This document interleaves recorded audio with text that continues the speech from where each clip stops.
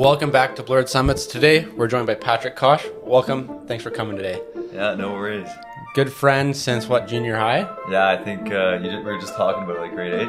Yeah, it's been a long time coming. Yeah. You've had quite the journey over the years with kind of gym and fitness type of stuff, right? Mm-hmm. So do you want to tell us a little bit about that, how you came about that, and why you actually did that? Yeah, so actually it was with Abdul. I don't know if it was with you, but we started, what was it, grade 12?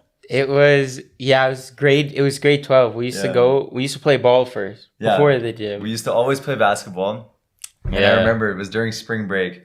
We're like, I'm going to work out every day throughout spring break and we'll see how it goes. And then eventually I just ended up sticking with it. I just kept working out every day continuously. Yeah.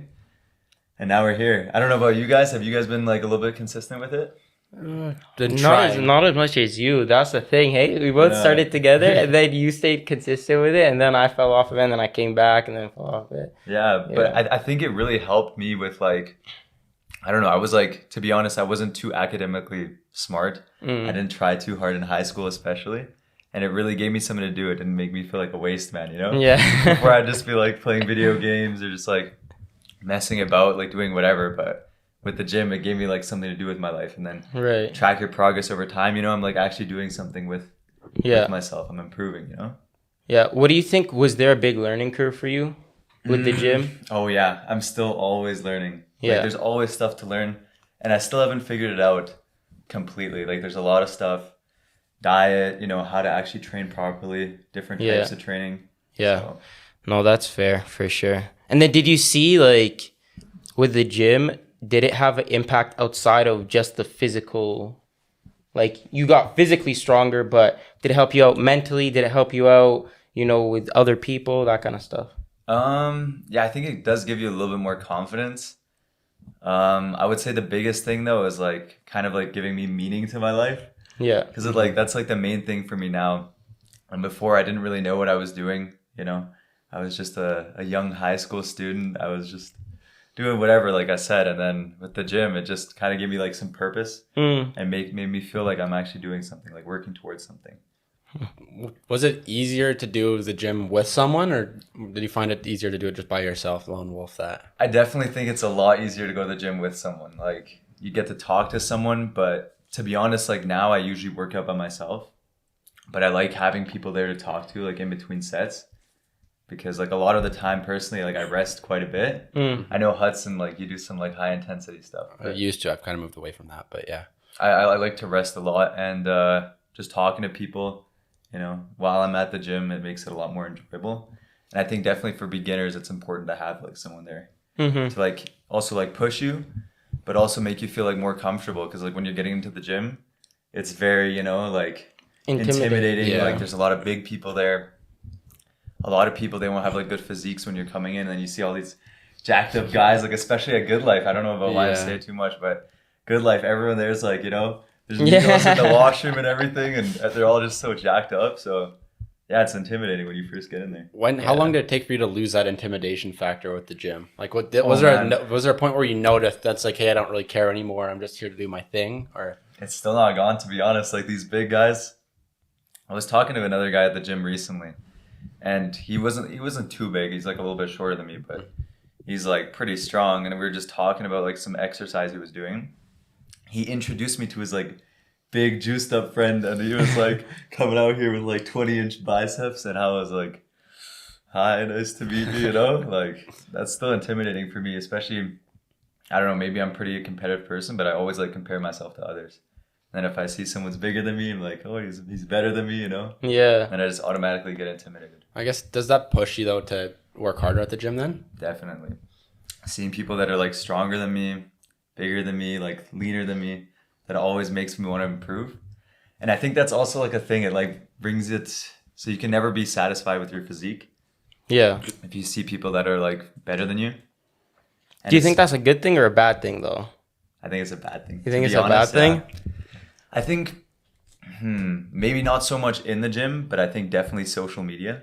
Right. Like when you see all these like crazy physiques and you're like scrolling through TikTok or Instagram and it's crazy physique after crazy physique, And then you look at yourself and you're like, I look nothing like these guys. Yeah. And honestly, sometimes it makes me feel like, yo, maybe I should just start Yeah. taking something, you know? Just start taking steroids. Yeah. Yeah.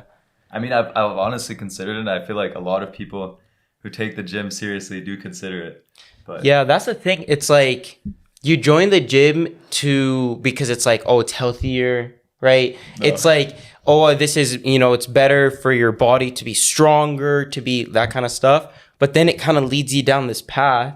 You end up finding yourself at like a place where you never end up being satisfied with like how strong you are. You're never satisfied. So then you start to think about, oh man, I should do this or do that. Yeah. I actually disagree with that though. Like why people start. I feel like a lot of guys, especially our age, Start for that? No, start for girls, bro. I would say most people, or like just to look better for yourself. Yeah, yeah. I think most people that are under 22, I doubt that.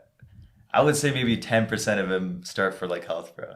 I think most of them just want to look better. Yeah. If it's for girls or for themselves, Or just like for their own insecurities to try and get rid of those because they think, it'll be better for me to just look more jacked. It also just helps with confidence, right? If Yeah. you, like, feel better. Mm-hmm. Yeah. Do you think that that's a good reason or a bad reason to join? Start? Yeah. Like, is it bad that a person starts? Because let's say a person starts with the gym because they're just insecure. They just want people to like them more, that kind of stuff. But then they end up finding more. Yeah, but it's like, does the entryway matter? Does the path of entry matter if you're doing the same thing either way? I'm actually not sure. I don't know how to answer that. Yeah. I think it's probably better if you're just working out in general. Just obviously, it's better for your health. Right. But I don't think it's necessarily bad for like what reasons you start. It just maybe it would lead to different future decisions. So like me, like I was kind of insecure when I started, right? Compared to you, maybe you weren't as much, and that's why I take it a lot more serious, and that's why I consider stuff like right, like steroids, and like I feel like people with that start for those reasons might be like more interested in how they look rather versus like how they feel or just for the health benefits. And maybe make himself more prone to the unhealthy side of working out. Yeah, that's basically what I'm trying to say. I guess if you can follow it down the right path, though, I think the intentions don't matter. Like Yeah. If you're, hey, I'm just going to work out every day or 5 days a week, whatever it is, be healthy. And I think it's kind of irrelevant, your intentions, your initial intentions, right? But Yeah. I saw this thing where they were talking about like the Mr. Olympia people, and they were saying the day of competition when they go on the stage, those guys, like you think they're like prime health, like jacked up, but these guys, they're about to pass out. Yeah. Like they are dehydrated, Cramping. like cramping, all this kind of stuff just because of like kind of pursuing that. Oh, it's almost an obsession. Yeah, ultra like this physique, ultra physique, right? And then everyone looks at it and it's like, oh, this is prime what I should be like. Like I should be like that's the this thing. person. Do people actually think like those Mr. Olympia people are the aim? Oh, No, 'Cause I disagree. I don't think they are. There are some people. Because I Come think that's on. like, I'm like, There's no some- way they're not what you want. It's like, that's just, there comes a point where it's like, that's almost gross. Like what they do. I'm like, no. Like, tell me, like, what's that one guy? C-Bum, C-Bum. is Yeah, that his name? A lot of people take him as like their role model for the gym. I don't know who he is. I feel like he they was might take a- him as a role model, but do you really think they'd want to achieve that like physique though? Like they want to Yeah, be that's that true. big? Probably not. Hey, Because I feel like Hudson said, it's just gross at that point. There comes a point where Yeah. it's too much, right? At least for me, I'm like, come You just on. look like the Hulk, bro. yeah, Like I don't want to look like the Hulk. that's Like, true. there comes a point where that strength, you don't even actually need it. Like, Mm-hmm. like you probably start losing your strength at that point because you can't actually do anything. It's less You're just- functional. Exactly. Yeah, the mobility gets really bad. I've noticed that even for myself. Like Mobility is I'm bad. just like walking around or like doing like something like I don't know, like some sports, and I can just be like, what the hell? Like I don't move the way I used to, you know? Yeah, Maybe that's age, but I think it's Maybe I that's think it's really age. to Yeah, with, maybe like, do some mobility. stretching and fit. Yeah, I haven't stretched. I know that's like a really important thing for the gym, but I barely ever do it.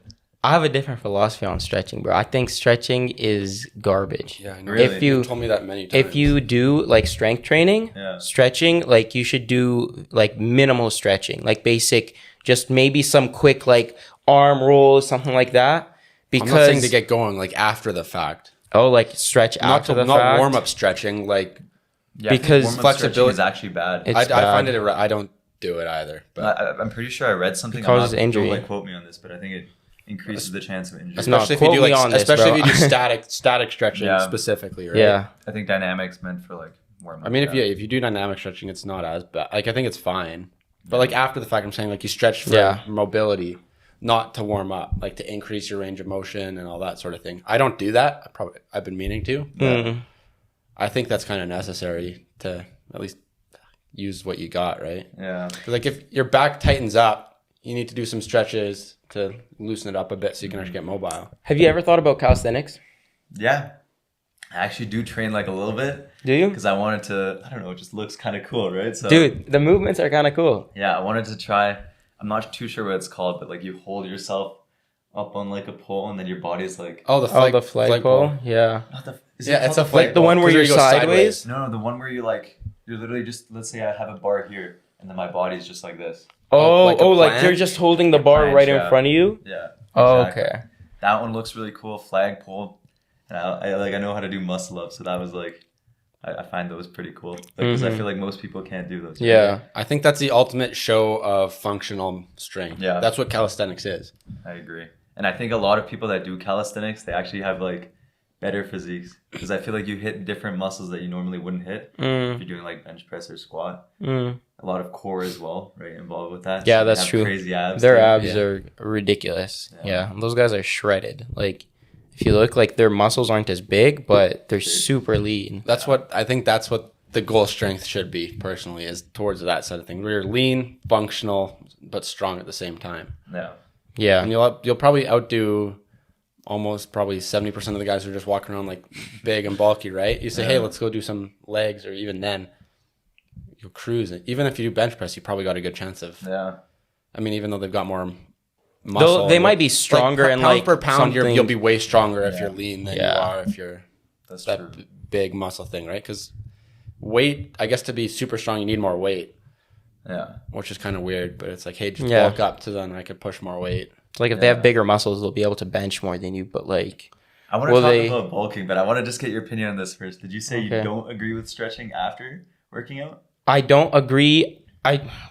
Unless it's for a functional reason, I don't think you should. Like for example, if you're finding your range of motion is it's fine, then I don't think you should stretch. What if you're tight? But if your range of motion is limited, then you should. So, and if you're in, let's say you're in sports where you need that extra mobility, right? Like let's say, I don't know, if in hockey, like you need to pull your shoulder real back to do a slap shot or something. I don't know. Like I'm not in hockey, but if that's, or you're in gymnastics and you need to be able to do those kinds of movements, then stretching is useful. But beyond that, I don't agree, because what stretching does is when you stretch your muscles, it decreases how activated it can become. So it makes it less elastic, right? So instead of like a rubber band, it turns it more into like putty, right? Where it doesn't snap back as quickly. So you decrease your strength when you stretch. That's why I don't like agree with it. But if you need it, like you can't even move, like you're right, then you need to stretch for So sure. it actually decreases strength if you stretch? Yeah, because if you remember back to Bio 30, and we'll go into a science lesson real quick, but your actin and your myosin, the action of like that's how your muscle goes, is it grabs it, your actin head grabs it, and it pulls it pulls the entire sarcomere together. That when you stretch it beyond a certain point, it decreases. So if you actually look at the table, there's an optimal range, and then it drops down like crazy because there's no more muscle to grab onto if you stretch it out too much. But as you make it bigger, doesn't it then get tighter and tighter? And then What do you mean? have, like when you work out and stuff, wouldn't it pull it closer and closer together? Like No, your so the back- like when sarcomere you're doing length back, stays the same. Like when you're doing back, right? It feels like your back muscles get pulled back and tighter in your back. No, and isn't that them Sarcomere getting- lengths never change. That's the thing. So then how does stretching when you make lose more because when you stretch, you pull it past its functional range. It can no longer activate because there's nothing to grab onto. So just people when you doing build too more much muscle, stretching, then like if you overstretch, then what it'll do is if you're strength training, it's bad, right? But like let's say you're doing calisthenics. Calisthenics, for example, doesn't require as much strength as somebody like you when you're doing 2.5 plates. Right? I don't know how much you're doing at this point, right? And with calisthenics, your body will never need to lift this much weight. So that's why they do a lot more stretching, because they would rather have the mobility than the strength. So it's a trade-off, right? It's like, which one do you want more, right? So is there like research papers like supporting this? Yeah. I had like an entire class on it.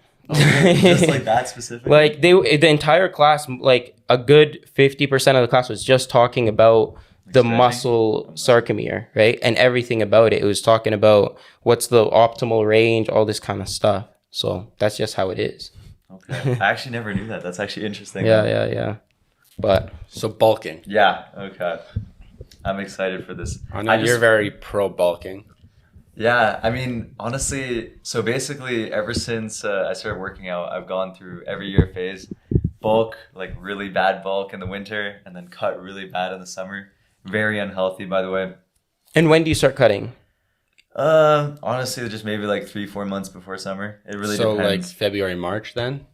Yeah, sometimes maybe even a bit later. But the way I would bulk and the way I would cut was so bad. So bulking, I would just eat whatever and have like 3 bags of chips.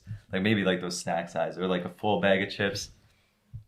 Just everything overall unhealthy. And then I'd have like a little bit of a chip addiction. In the summer, when I'm cutting, I would maybe have 1 bag of chips a day, a protein shake, and then maybe some chicken.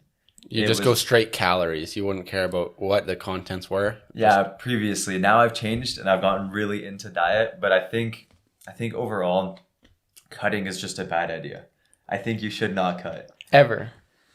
Unless you're like extremely overweight, I think you should probably... I don't think you should cut. Like unless you're overweight. What's the bad part about cutting? For me, every time I've cut, I feel like I look overall skinny, but I lose a lot of strength. And my physique doesn't even become better. Like recently I cut down to 155, right? From I think in the winter I was 185. Oof. Okay. But at 175 I was fine. Like I cut down to 155. I don't even look like shredded or anything. And I lose all my strength. I feel like crap because I'm eating like low calories to what I'm used to. I bulk up 10 pounds and I feel like I look like maybe a little bit more fat, but I look basically the same for me. Mm-hmm. Or no, I gained even more. I'm 170 right now and I was 155. And I look about the same. I look way bigger and I'm way stronger too. So I like from now on, I was just like, I'm never going to cut again. And I honestly don't think you should cut unless you've been working out for like 2-3 years because you need to build up that muscle. Yeah. So when you cut, like you say, you lose your strength. Do you think you lose the strength because the muscles themselves are getting smaller, or is it just because you don't have as much energy because you're not taking in any food? That's actually interesting. I think it's mainly though the food. The food? Yeah. Like my muscles don't right. Like they just get smaller. But you can't. So now when you bulk, you're not just eating chips and whatever you want. Like now it's proper. Like you're just staying on. Like you're trying to stay on. I would say I eat a lot healthier than the average person. Mm-hmm. I do still go to McDonald's, but I don't actually go to McDonald's like the past couple of days. But I'll have the McDonald's meal and then I'll go home and I'll make some really healthy stuff. Like I'll have chicken quesadillas, which obviously isn't that healthy, but I use like protein flatbread. I use like low part skim mozzarella. Mm-hmm. You know, everything's pretty healthy. Oh, that's good. Like, okay, what about this? What about the people who say you shouldn't? There is, you know, people who say you shouldn't even count calories at all. Mm-hmm. Right? What you should do is just eat healthy, but eat until you're full each day.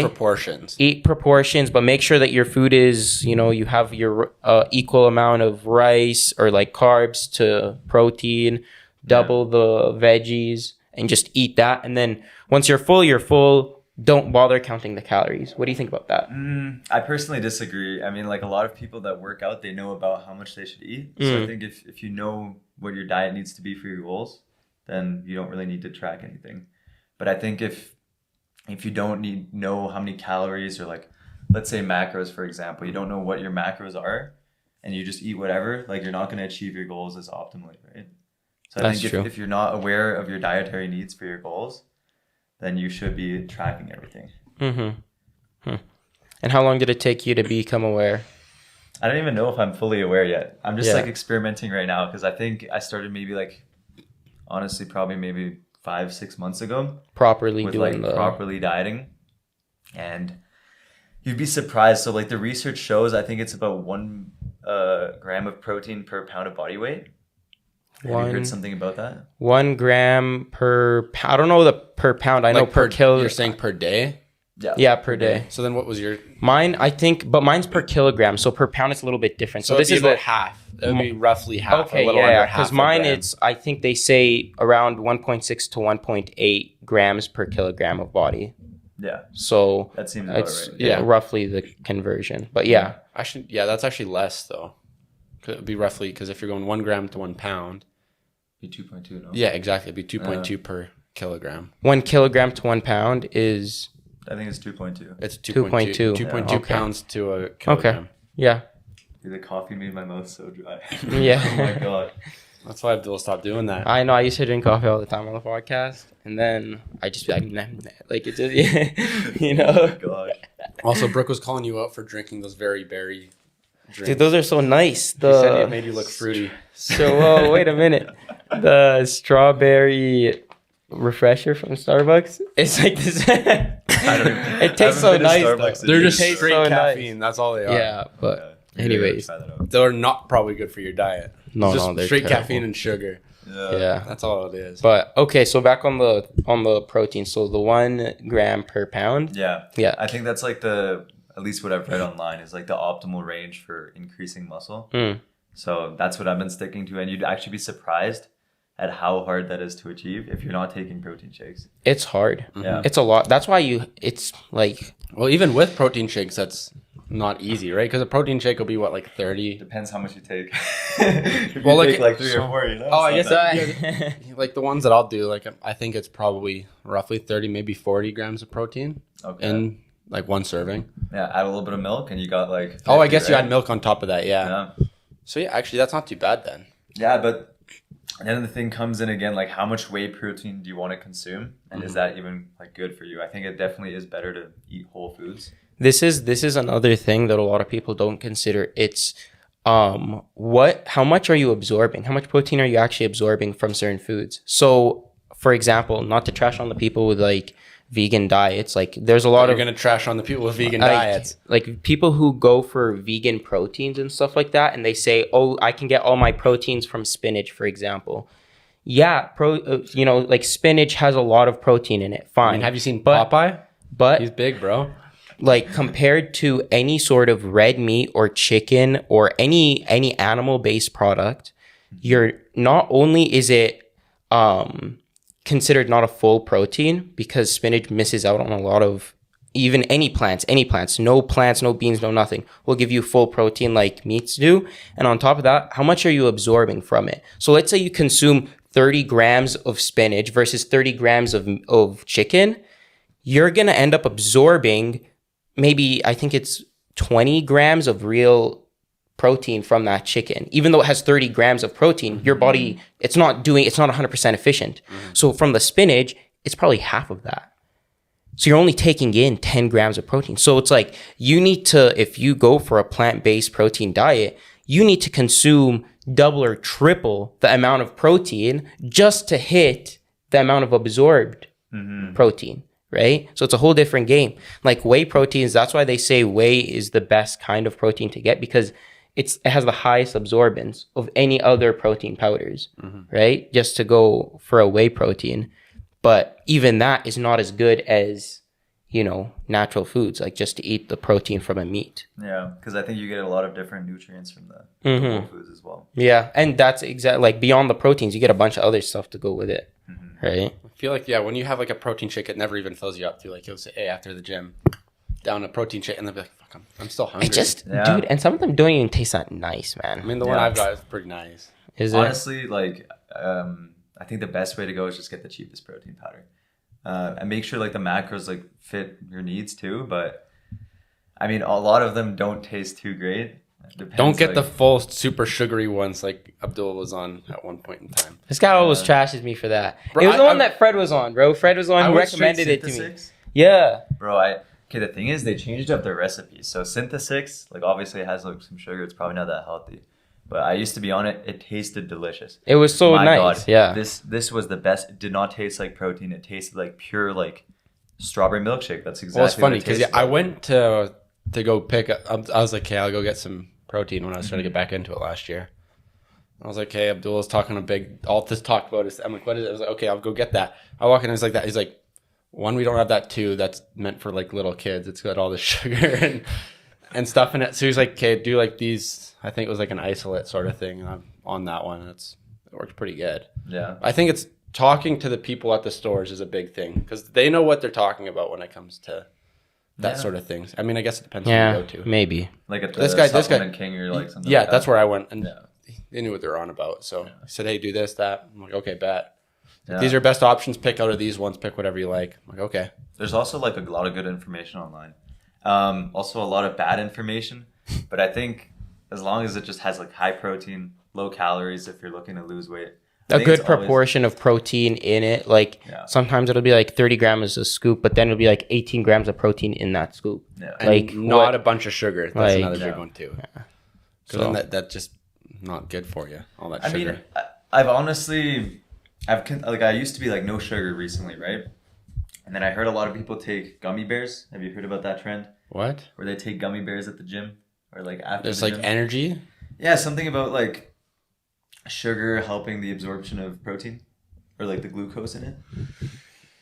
I've never heard of that. It might be true, but I don't know about the literature on that. Yeah, I'm not too sure, but it's like a lot of people I know, they take like sugar with their protein or before workout. I mean, before workout, it obviously makes sense, right? For energy. Yeah.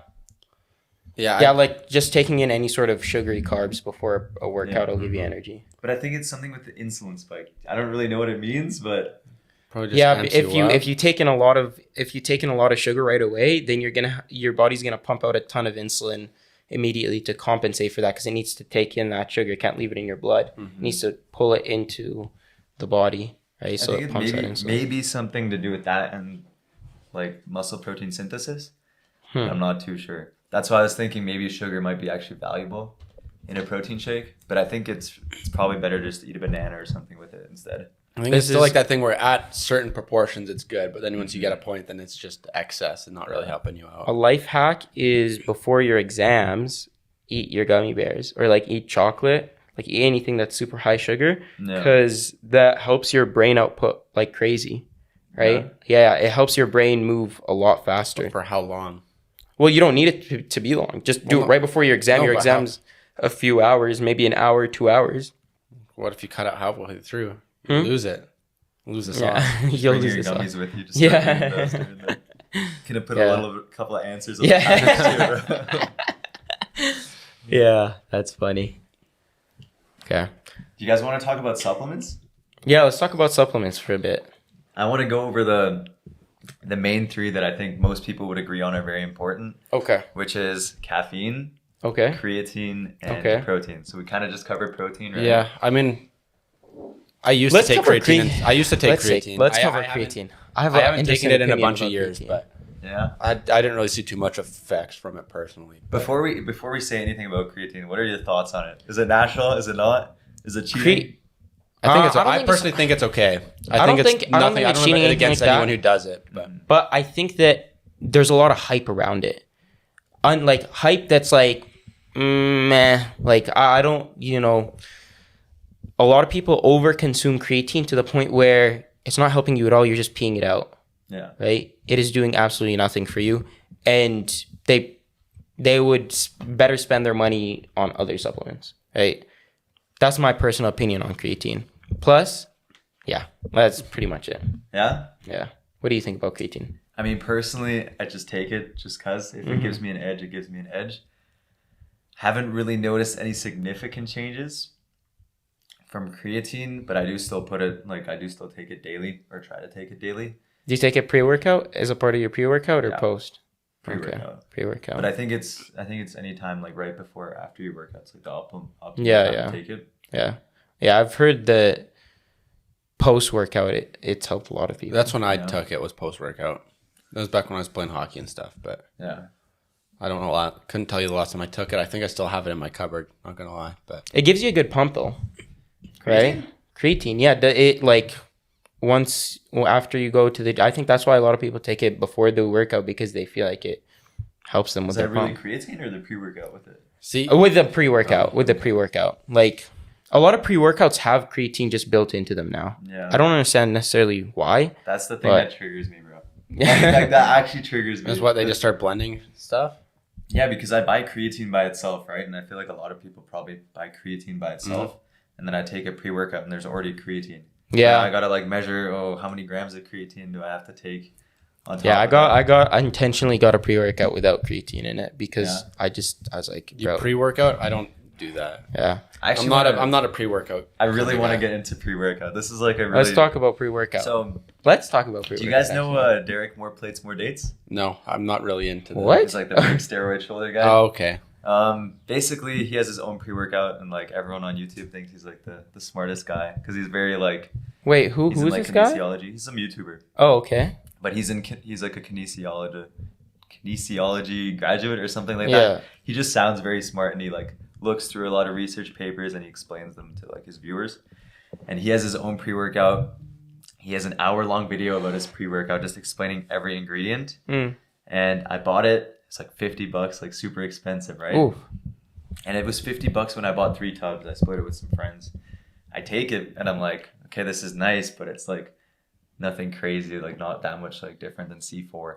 I know people like talk a lot of smack on C4. Yeah. Bro, people love C4. Really? I think that's one that you either love it or hate it. Like in the hockey, like It's very common. It's the most common. they just pre-workout. like straight up scoop it, just raw it into their mouth. Yeah. Like I'm like, okay. I'm surprised by that because like a lot of people in the lifting community just talk absolute garbage. about C4. That was in high school too. I don't so like maybe it C4 was- because it's really expensive for what's in it. Like Yeah. it doesn't have a lot of good stuff in it. Like it's pretty low in terms of the content that it has, and then it just has a bunch of creatine with it too. No, but that's the That's main it. thing I wanted to talk about. A lot of these pre-workouts, they just have like proprietary blends or you're like, Dude, you know, like when a lot they of don't this, tell like, you stuff. how much of each substance is in the pre-workout, That's never probably buy not- it. yeah. Because what they do is they call it their pump blend or whatever. Oh, They're God, like yeah. their synthesis, their pump synthesis. They always have these dumb names for it. And Yeah. it's like you are scamming everyone who's buying it right now. Yeah, but that along with like, I feel like everyone needs different doses, right? Yeah. Like different amounts or like taking 2 scoops. So I just decided to buy everything by myself. Oh, and you make your own now? Exactly. Oh, and that wow. has honestly been like the greatest decision I've ever made. I feel like the caffeine is really important for me when I'm working out. For the energy? I think a lot of students as well because we don't have good sleep schedules. I don't know if you guys agree with that. No, that's very true. Yeah. A lot of us don't sleep too much. We maybe don't eat right. If you're sleeping too much, you're slacking. That's Yeah. what they say. That's true. But I think it's just really important to have that energy in the gym to really push yourself to where you need to be. And yeah, I think that's why it's really important to take caffeine, but also being able to measure that out really helps me. So let's say I'm fully rested on the weekend, right? Had a lot to eat that day. I don't really need to take caffeine. Mm. Right? So I can take caffeine out of my pre-workout. So what's your pre-workout? What do you put in it? I searched online just the main 3 ingredients, which is caffeine, creatine I put in there, but it's not really part of the pre-workout. Do you know beta-alanine? Yeah. I put that in there. I don't really know if Beta-alanine's the one that makes you itchy? tingle. Mhm. Yeah. I feel it in my ears. Yeah. I don't know why, It but always gives me like the urge to, take a number 2. oh, does it? But I honestly think the tingling sensation is kind of, I don't know, maybe it's a placebo, but I think it kind of makes you feel like you're taking something. Yeah. So it kind of boosts, I don't know. Maybe it's like a mental thing, but I think that's helpful too. I like the beta-alanine. Yeah. Yeah. And then you can measure everything out too. If you're like getting used to something like the beta-alanine, I think you can Mhm. develop like a little bit of a, what is that called? Tolerance to it. Tolerance. So like, by weight, is it cheaper to make your own than it is to buy it all Definitely. combined? Definitely. But taste-wise, what does it taste like? Oh yeah, so there's the 3rd ingredient I was going to talk about, or I guess the 4th is citrulline malate, and basically that So it's just like helps lemon with then? blood flow. Oh, I thought citrus. Yeah, it dilates, right? It Yeah. dilates your Something with nitrous oxide. But it's like one of the popular like ingredients. It's if you, trendy. like yeah. Almost all the good quote unquote good pre-workouts have citrulline malate or like some sort of citrulline in it, and that one is really sour. So if I take like 2 scoops of that, which roughly is about like 8 grams of actual citrulline, it's really sour. So I decided to buy like one of those Mio things. Oh yeah. So you just do like lemon, lemon. lime. Yeah, and then it actually tastes really good. Like I prefer it over the like any other. So you just dilute it in water then? And everything else, is it just flavorless? Is like, oh, Beta alanine doesn't taste like anything. Maybe like salt or something. Because caffeine, just no flavor, right? Is it just caffeine Yeah. powder? No, it's like pretty a much, pill. Oh, yeah, you do like the a pills caffeine and then pill. like dissolves? Yeah, it dissolves. Okay. Or you can take it by yourself if you want to. You know. But I find those Or something. caffeine like pills are like, those ones give me very crazy jitters. Really, that's Like- the thing. I took this coffee. I'm getting jitters right now. That's like my throat's been dry. Yeah. I take those caffeine pills, no jitters at all. Oh, jitters. Interesting. Yeah, I guess for every person it's different, hey? Which is kind of crazy. Because I don't really Yeah. get hit by caffeine at all when I drink things. I haven't taken those pills, I don't think, ever. Might have been high school or something. But yeah, I wonder what effect they actually have. Because is it more caffeine than what you'd have in a coffee? I can't remember. I'm actually not too sure. I know the amount of caffeine in the pill. I don't know how Usually much it's caffeine is in usually it. it's more? a lot. It's a lot Because of it's so caffeine. concentrated, right? Yeah. So that's interesting that it's when you have a lower dosage of caffeine, it's hitting you. Yeah, it might also Yeah. be like how they did their coffee, right? Like Just be something to do with the milk, or I don't know, maybe how Bad they milk, did. bro. Right, so that's But I guess interesting. the thing with milk though is it like coats your throat a bit, right? So maybe it then Yeah, kind of dries your mouth out and makes you feel like you're thirsty and yeah, stuff. that's what I'm feeling right now. Definitely, it's been thirsty. I've been thirsty the entire time. Because yeah, I had a protein shake in my winter. I think that's what I'm. Yeah, you're thirsty for that. Too. I think it's We're all definitely the thirsty. milk. No, that's what I did some reading on. It's like because like with like milk, it kind of like coats your throat a bit. Yeah, So then sometimes you can feel it kind of yeah. tighten. I do get that, thirsty. like especially from protein shakes. If you take that for like half an hour, it's like That's why I've been thinking of moving into like oat milk a bit more. oatmeal. Ironically, oat milk. Oat milk.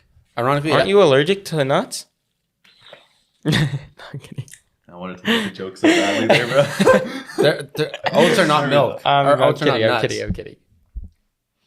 Like, never mind. Okay, What? okay. I clearly missed the punchline. Okay, go ahead. So oat milk? Surprisingly, it has more calories than normal milk. I think it's nutritionally it's way better than real milk, and it tastes actually better too. It doesn't cause lactose problems like real milk does. Yeah. Have you tried almond milk? Well, I clearly can't have that. Yeah, then he'd really die. But you know, like I think oat milk's probably one of the more of the ones. I guess especially if you get it unsweetened. Like I think at my house we have like unsweetened oat milk. Yeah. So just straight like that, you put it in your protein shake, you put it in your coffee. It does have a bit of a oaty taste, which I think if you like oatmeal or sort of that sort of thing, then it's fine. But nutritionally, it's way better. What's like the calories on that?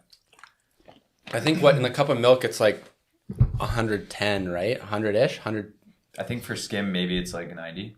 And I think Yeah, like for a like reg- 1%, like 120. I think it might be like 100. I'm trying to remember. I think it was like 130, maybe Yeah. 140 in a cup. Yeah. Okay, I might actually I'll look it up here really quick while you guys keep talking. But I think it's I'm actually really curious on how much caffeine is in a coffee. yeah. So there's 130 calories in a cup of oat milk. 15 Okay. grams of carbs, 2.5 grams of fat, no saturated fat, 2 grams of fiber, 4 grams of protein. Oh, So it's it's- actually decent. it's pretty in good. protein compared to like I feel like the nut milks have even less. Because like supplement like for non-dairy, like that's from what I've heard is the way to go. Yeah. And it Almond tastes milk good. must have a lot of protein. Almond? No, it doesn't. Does it not? I'm surprised. Hmm. At least like I stopped taking it because like it didn't have enough for me, bro. I used to always be like, because when I was No, dieting, almond I was milk like, only has 0.6 grams of protein. yeah, Right. It does have like 60 calories though. Yeah, You can drink a lot of it, but yeah, but I feel like you don't want to be in the having to drink a bunch of yeah. that type of stuff. Right? I don't think you'd be taking almond milk for the protein though. I Yeah. think it'd be like It'd just be to supplement for dairy, Yeah. basically. Could you search up how much caffeine is in like your average McDonald's coffee? Coffee, Caffeine. caffeine content. Yeah. What? Google had 227 milligrams. For what size is that? Large? Probably a cup. It didn't say, but whatever that is, that's how much do you? That's a lot. In one of my caffeine pills, there's like 100 milligrams of Oh. caffeine. Okay. And on days I want to go heavy or like get cracked out, I take maybe 1.5. That's the highest I've done.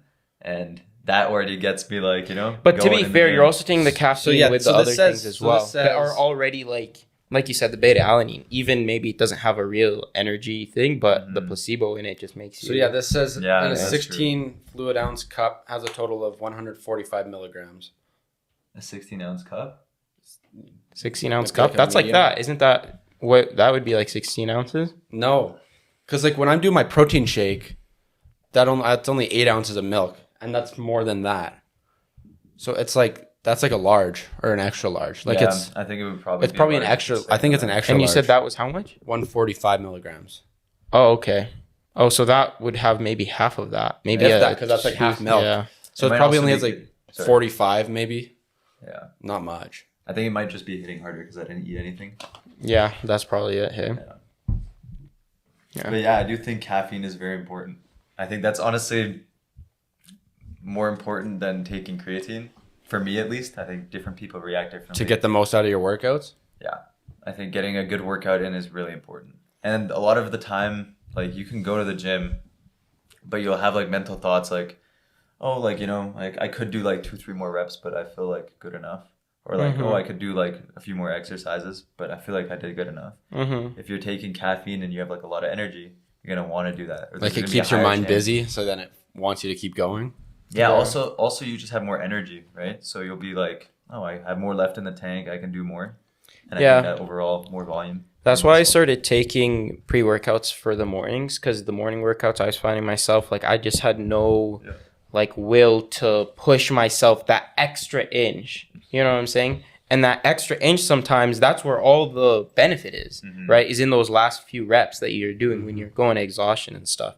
So that's why, you know, because I don't have the time to sit down, make like a full breakfast in the morning and get all my stuff like good to go. So I just drink that and I'm feeling like maybe 80-90%, right? Yeah.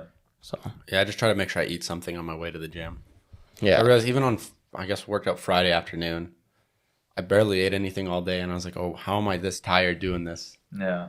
So like it was chest and I was like, boy, like I'm nothing in the tank. Yeah, it makes a big difference. You need something in the system. It makes a huge difference. Maybe a 10-pound difference. Sometimes. No, like that's what I was thinking. It was probably close to that. Like, I was just doing dumbbells. I was like, yeah, that's probably because I had a protein shake and I had a muffin in the morning and I had a slice of pizza for lunch and that was it. And I was working out at like 5 o'clock. Jeez. And I was like, no chance, sir. Yeah. What's your guys' opinion on like strength training versus like hypertrophy? Personally, I like to do hypertrophy or maybe even going into endurance more. Endurance, right? Yeah, just like way higher reps. I used to do strength training. I used to do 5x5, long rests in between. Doing that, it's fun, like you said, because you have more time. Like you can talk to people more, and you're just in the heavy weight, bro. Like lifting heavy weights. You just feel like stronger, all this kind of stuff. But I feel like I feel more athletic. Yeah. I don't know if that's the right way of saying it. More athletic when I do the higher reps. Right? I don't know. But you're not as strong at all. Like you're nowhere near as strong. I have another point, but I want to get Hudson's opinion first. Well, you know what I'm pretty sure you know mine is. I'm hypertrophy. Like that's what I've always done. Yeah. I've almost always prioritized doing kind of the more, I guess, closer to endurance type stuff, right? Yeah. Do things functional, which is a long time doing something like workout explosive, 45 seconds or whatever it is. Yeah, and for those who don't know, the difference between strength. So strength is basically when you do lower reps with higher weights to build up your strength, like how much weights you can lift, versus hypertrophy is you're building up how big your muscles are, and you do that through higher reps with lower weights. And muscle endurance is when you're going like really high reps with really low weights, which is like 20 plus reps for an exercise. And that's to build up how long you can do an exercise for. Yeah. Yeah. So what's your opinion? For me, you guys know this, I used to always be into strength training. And I like to bench a lot, right? That's like the main thing.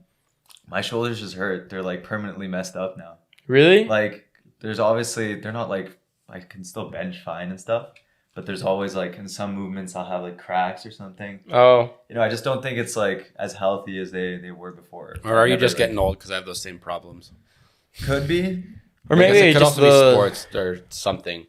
Why I might have it, but yeah, that's true. I think definitely like the action, like throwing. I don't know if you guys heard throwing or my arm just sports. cracked, Yeah, just sports in general. But I do think definitely when I'm benching a lot, I feel my joints like after a couple of weeks, if I'm benching like too much, my joints will like act up, and it's a lot of stress on it. Yeah, and I just like heard that hypertrophy is better for muscle growth.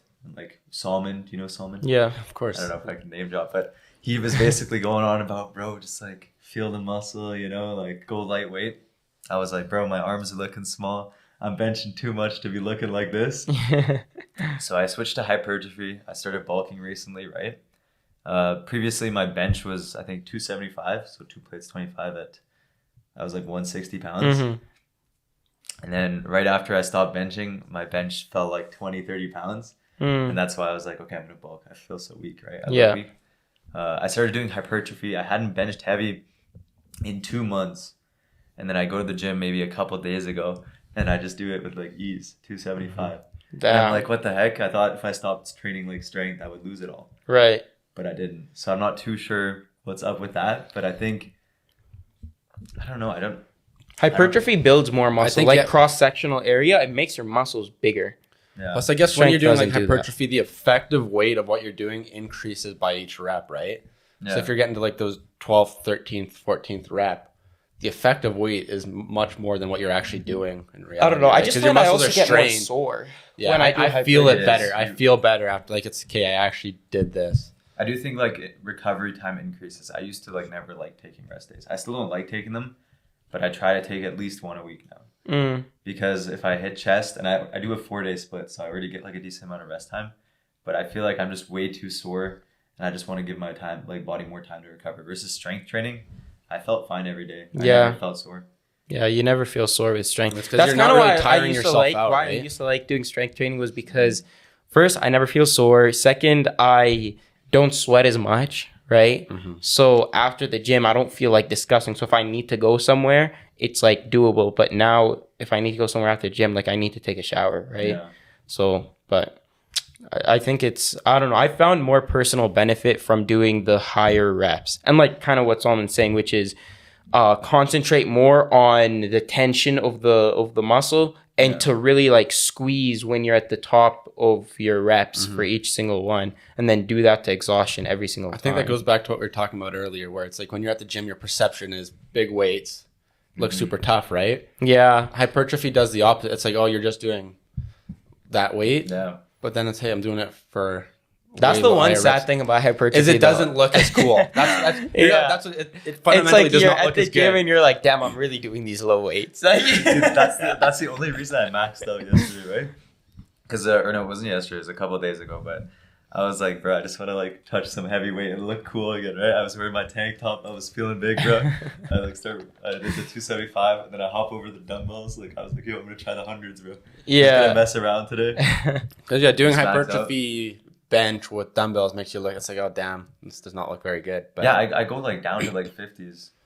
Yeah, I think like I'm at like 45s, and I was like, how am I like dead? Yeah, after like 12 reps, and like you go nice and slow. And you like push at the top and extend. You get that nice contraction. Yeah, but you definitely feel it a lot more. Like I did that on Friday, and I'm still feeling it. Like even if you look at the people who do calisthenics, those guys don't even do, bro. Those guys are putting 20, right, of like everything that they do, and that's why they kind of expose some of those more minor muscles, right? Because you're never gonna get that when you're only doing 5 reps. But once you start, you're doing 20 reps and they only do body weight, so they can do higher reps, but it definitely helps with toning kind of some of the muscles in different areas. That's why all these like gymnasts are like super jacked. Yeah. Because they're doing like, what is it called? Dips with the rings? Yeah. Though that's That's difficult. like a lot of stabilization too. Yeah. I like bought like rings to do like rows at home whenever COVID hit. Like the gymnast rings, and I started doing dips on it, and I was surprised how hard it was. Yeah, but it's I honestly very hard. think it feels better, like the range of motion for me personally. I feel like there's less stress on my shoulders. But you can actually move less around and stress adjust. on your shoulders. Because usually people say it's more stress on the shoulders because the shoulders need to do the stabilizing. Yeah. Right? Or maybe not less stress, but like, I don't know. It feels more natural. Yeah. Because they can move as you go down, right? Like they can actually adjust where if you're doing like bench dips or something, you're locked in place and you have to like use your elbows. Hurts my joints more. I don't know. Do you know what I'm saying? Yeah, because you can't really get them set where you feel comfortable. With rings, you can adjust them and move them to it's like, okay, that feels right. Exactly. Like while you're going up and down, twist it however you want. But yeah, that's the thing I wanted to say. I think when you're doing hypertrophy, your form is basically perfect, or not perfect, but I would say significantly better than if you're training for strength. Yeah. And you don't need to sacrifice on the form because sometimes with strength, it's like especially when you're nearing the end, like sometimes you'll just, to get that final push, your form will be sacrificed. And that's where all the injury happens. Yeah. And I think that's actually maybe why I've gotten stronger without like even training for strength is because I've been doing like good form. And then when I go back to the bad form, when I'm maxing out, right, then I have more strength and I can like, squeeze a little bit more out too. Mm-hmm. Yeah. Well, that's good. So now all your workouts are more hypertrophy based? Yeah, everything. How long have you been on that? Maybe 2 months, 3 months. And you've been seeing good results? Yeah. I feel a lot better. I never feel like, oh, like my shoulder hurts today. There was like a specific day I remember. I was working out shoulders or something. Terja was doing like his 80s for reps or whatever. Yeah. I was like, damn, I'm going to try this out. I grabbed like 80s too. I get it up here. I get my friend to help me up. And I do like 2 or 3 reps. And then I'm just like, oh, my fucking shoulder hurts. Yeah. And then, I don't know, ever since then, I was just like, it's not worth it. Mm-hmm. Like my joints always hurt when I'm lifting heavy. Everything just hurts. So I'm just going to train like Solomon said, take his advice. No, it's smart advice. That's what a lot of the bodybuilders do as well. It's called more of like a bodybuilder workout, like the hypertrophy style. Versus like powerlifter. Powerlifter, exactly. I do think it's a little bit important to have like heavier days where you're doing like a little bit more weight. But I've switched to just like really good form. So before I maybe like do 2 plates for 8 reps. And now I'll do plate 25 for like 10 reps, but like really good form. To make sure like I really feel the muscle, make sure I'm working it out properly. Yeah. And I think that's good. Helped a lot too. That's good. That's really good. Nice. How about, one last thing I want to talk to you about is with like, would you say naturally you're extroverted or introverted? Because I'm trying to remember Patrick back in the day. Completely flipping topics. But. Who was, completely switching topics, by the way. Yeah. Patrick back in the day used to be a lot more introverted. Or I felt that way. I don't know if it was necessarily true, but that's kind of how I saw you. But Patrick now is a lot more extroverted. I would disagree. I think I'm still more... You would disagree or you wouldn't? I would. You would disagree. I think I'm an introvert, yeah. You think you're still introverted? He also says I'm not an introvert, so he's very... Really? Okay, wait. Why do you say that you're an introvert? I don't like talking to people. That's like straight up. That's what it is. Because I think it was maybe last summer I told you about this, right? I was hanging out with a lot of people. Got to meet a lot of new people. And at a certain point, I just didn't feel like meeting new people. I felt like it was like a hassle. And now even just like if I'm meeting someone new, I'm like, oh, I really have to like talk to them, get to know them, or like something like that. I don't know. I'm just like, it sounds kind of mean, but like I'm kind of annoyed by it, If I have to talk to someone that I don't know, try to make conversation, work hard for it. Versus like when I'm talking to you guys, it's just like... It's just like, you already know the person, you can kind of skip that, like getting to know you stage. I already know you. I already know that, I like you or I don't like you. Maybe COVID's made it worse too. I think that's probably a thing for everyone. You skip the BS of conversations. That's all it is. Yeah. I feel that too. I think COVID's been probably bad for a lot of people's like mental health and like people that are introverts. Yeah, that's true. I've been talking to other friends. They're like, bro, I feel the same. Like I don't want to talk to anyone at university, Like there's online classes. That is true. Do you know what I mean? But I think that's so bad though. It is. Right? It's kind of bad because now nobody messes with anybody. Yeah. Nobody cares. Like when you have an entire like generation of people who don't want to get to know new people, you know what I'm saying? Like that's just a recipe for disaster, right? Especially now, like if you can only talk or you only talk to people online, you only talk to people through social media, or, right? Then I don't know. But so you would say you would call yourself an introvert? Definitely. Damn. Interesting. Maybe if I got some alcohol, maybe I'm not. Maybe that I'm more extroverted, but I would say definitely I'm introverted still. You're introverted. Yeah. Okay. So then, as an introvert, would you say that you had to really push yourself outside of your comfort zone to get to meet a lot of people? Yeah. I remember when I graduated university, right? I moved to the States, and oh God, I was such an introvert back then. I would like be scared of talking to like I don't know, let's say I'm going to Walmart or whatever, I'm buying something. I'd be like, oh, this is gonna be like am I gonna mess up when I have this interaction with the cashier, the worker, or the cashier, or whatever it is. Yeah. And then when I got my job, I started talking more to people, and I moved back here, and just the more people I talked to, the easier it got, and then eventually I just didn't care anymore. But now I'm like, I feel like I'm introverted because I don't care to like introduce myself to people, but I'm like, I don't want to introduce myself. So from before it was I couldn't. Yeah. Now I don't want to. Now it's a choice. Or it's like I was more scared back then. Right. Okay. And what motivation did you have to go into that uncomfortable zone? Like, why didn't you just stay? You were just forced into it because of your job? Maybe I pushed myself into it, but I'm not just going to sit at home and like do nothing all day and just like hide from everyone. Like I have to. Like eventually you have to, right? I have to get out, right? Like I have to go to school. I have to get money somehow. Yeah. I have to go to the gym. I'm going to see other people at the gym. No, that's fair. Yeah. It was interesting because like I think you got really good at it. Like you got really good at, even if you're an introvert, putting on the show of an extrovert, right? Like, yeah, I thought you got really good at it compared to some other people that I know who maybe tried to do it, but didn't get to the same place. So for you, it was just a matter of doing it, hey? Like it was just a matter of practice? Yeah. Like there's a friend I have, she's like very insecure. I'm not going to name this person, but she's very insecure and you would never know. You would think this is literally the most extroverted person ever. Like personally, I thought, wow, she's like so confident. She knows herself well. She's like always like, talking to everyone, so many friends. And then she tells me like, oh, I have like all these insecurities and like all this stuff, right? Yeah. And I was just like, what? How is this even possible? Yeah. Well, that seems to be the trend, hey? It's like at the end of the day, even the people who seem to not have those kinds of insecurities or that kind of hesitation, they still have it. They're just better at hiding it than the rest of us.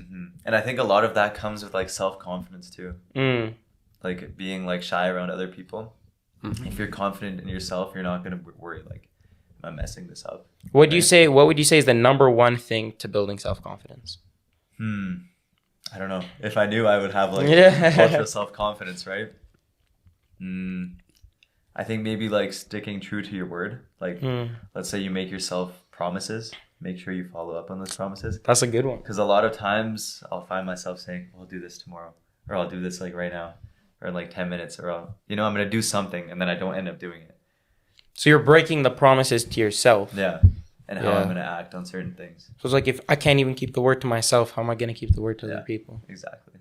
Word. What I think it is, you need to know yourself. Yeah. I think I found over COVID, like that's what I mean. I guess I would say I'm probably more extroverted now than I was before COVID. Extroverted? Yes. Crazy. Yeah, I would agree. Yeah, way more. Yeah. Like, I think that was just because before I just wasn't really aware of who I was and all that other stuff.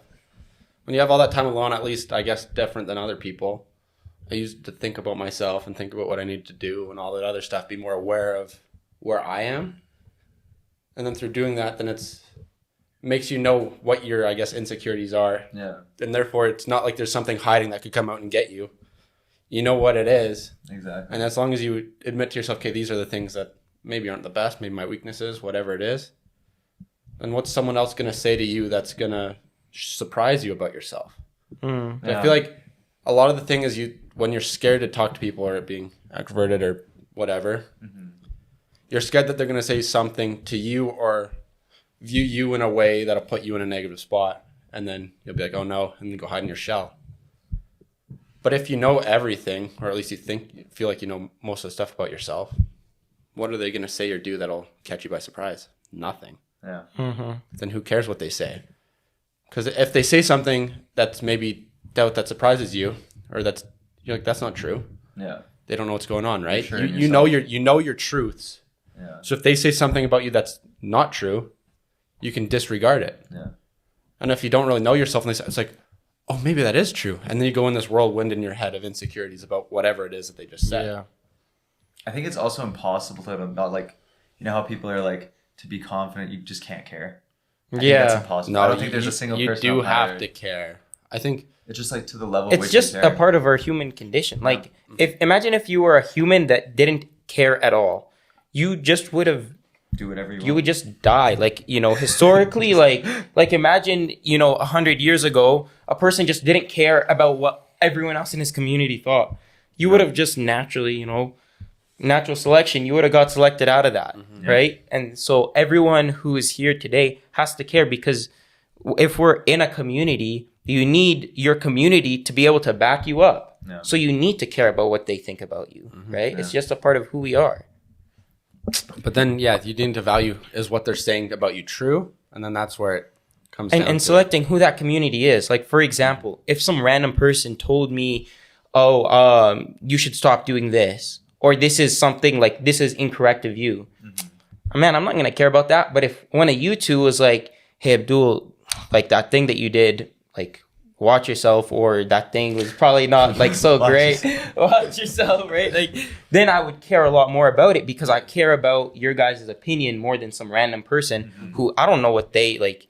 They don't know me. They don't know anything about me. They don't know, right? So why would I care about their opinion of me, right? Yeah. Well, that's kind of how I see it. It's like, if you're important, or if I value you as a person in my kind of community, then I'll take what you say seriously and your opinion seriously, and I won't just brush it off. What would you say is like the biggest thing that helped you improve your self-confidence? Because to be honest, I think you're probably the most self-confident person I know, at least in my perception of you. That's funny. With me, I think the biggest thing that I did was I had to like make it a habit. So what I used to do is, going into university, I wasn't that confident, right? Like, especially with meeting new people, making new friends. Yeah. So what I used to do is, it was a complete facade, right?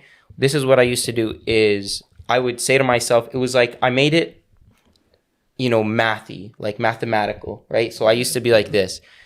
In each class, every single day for the first 2 months of university, I'm going to sit next to a completely different person every day, right? A completely different person every single day. And not only am I going to sit next to this person, I'm going to make conversation with the person. So I would be like this. I would walk into class, and if I got a little bit nervous, like, oh man, like, I'm not feeling 100% today, I don't feel like meeting a person, I'd be like, okay, I'm going to count down from 3. Once I hit 1, you have to do it. You can't turn back. So I'd be like this, 3, 2, 1. Okay, start walking. And then once you start walking, and when you're face to face with somebody, it's like, I can't turn away now. Yeah. Now I just have to say it. And I used to do that everywhere. I used to do that just standing up. Like, let's say there was somebody in a group and I wanted to introduce myself, whatever it was, the same thing in my mind. I'd just be like, okay, 3, 2, 1, and then walk up. Because the second, like, I always found the hardest part was just getting myself to go up to the person, or to be face to face. The activation. The activation. Exactly. That's the only spot where it's high. After that, then and the second I'm face to face with the person, at that point, what am I going to do? Turn away? Yeah. Like, you can't turn away. You have to say something. So I just did that day in and day out for a few months, until eventually, now I don't need to count 3, 2, 1. Now, like you said, now I just don't care. Yeah. Right? Like, and plus, if you do that enough times, then you've been in enough situations that were like extremely awkward that you really can get worse. You know what I'm saying? So it's like, I've already been through a really awkward situation. It can get worse than that. So I really don't care how it turns out. And I think that's good though. Like, you really push yourself. I remember sometime in high school, you signed up to like for the leadership program. Yeah, like even with that stuff, because like start of high school, I hated public speaking. Yeah. So, and you know, I ended up joining Model UN. The entire club is public speaking, right? That we were there for 10 hours on the entire weekend, and the entire thing is you have to impromptu speak for the entire time. Like, right? Or I joined the Volunteer Churchill Committee, right? And that one, it's like you have to lead a group of people. So when you kind of force yourself, it's kind of like jumping into the deep end. You're either going to drown, or or you're gonna float. Yeah. So what am I gonna do? Just lay on my back and start dying? Like, no, I'm gonna at least give it a shot. Yeah, it's like forcing yourself out of your comfort zone. Exactly. Right. And then you put yourself in the deep end. Yeah, exactly. So that's kind of what I did.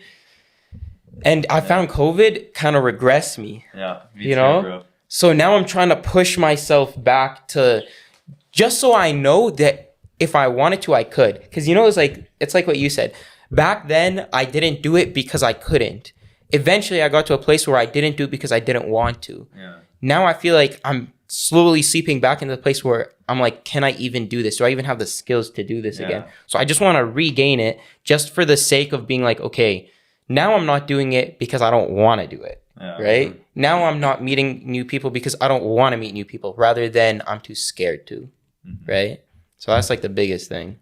But anyways, thank you guys so much for tuning into today's podcast. If you enjoyed the discussion, be sure to think of 1 or 2 friends and send this their way so that they can enjoy it as well. Catch the full video podcast on YouTube. The full audio podcast is out on all platforms. We are back posting weekly every Sunday with a new guest, so be sure to stay tuned. Thank you guys so much.